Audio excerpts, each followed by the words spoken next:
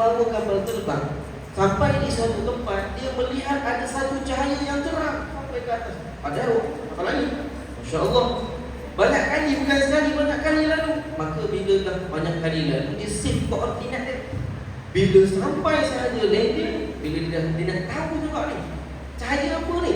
Apakah cahaya yang dekat fanfare sampai ke atas? Cahaya tu ni sampai ke langit. Masya Allah. Jadi bila dah sampai turun, ternyata pergi cari tempat koordinat itu tadi, ternyata dia terlihat di satu kubur. Koordinat di kubur. Masya Allah. Jadi tanya orang kampung ni, kubur siapa ni? Orang kampung kata tu, kubur arwah pada isteri arwah sekian-sekian. Pergi jumpa dengan arwah. Tanya, pakcik, kenapa ni? Saya sebagai seorang pilot, saya nampak cahaya yang sangat terang sampai ke langit. Apa rahsia riwayat arwah ni tadi? Maka makcik tadi kata, tidak ada apa-apa amalan melainkan arwah ini tadi. Arwah tu, dia setiap malam dia ingin membaca Al-Quran. Dia buka Al-Quran, dia cuba untuk baca, tapi dia tak boleh nak baca sehingga dia mengalirkan air mata seumur hidup dia.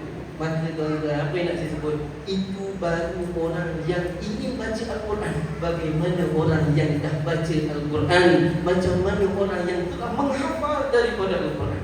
Dan ketahuilah, apa yang dibacakan oleh anak-anak tadi, itulah yang pernah terkeluar daripada mulut yang paling mulia, iaitu baginda Nabi Muhammad sallallahu alaihi wasallam, penghulu kepada sekalian alam, bahkan di antara penghulu kepada penghuni syurga, baginda Nabi sallallahu alaihi wasallam. Maka ketahuilah, anak-anak yang berada di hadapan ini adalah orang-orang yang hebat kerana mereka dapat membaca Al-Quran. Itu yang pertama. Jadi itu si ibu-ibu pelik. Tadi mula-mula Ustaz kata dia orang hafal 30 betul.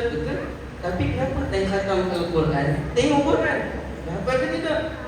Maka ada hadis Nabi SAW. Nabi kata, orang yang membaca Al-Quran tanpa lihat dapat pahala. Orang yang membaca Al-Quran dengan melihat pun dapat pahala. 2 kali kata.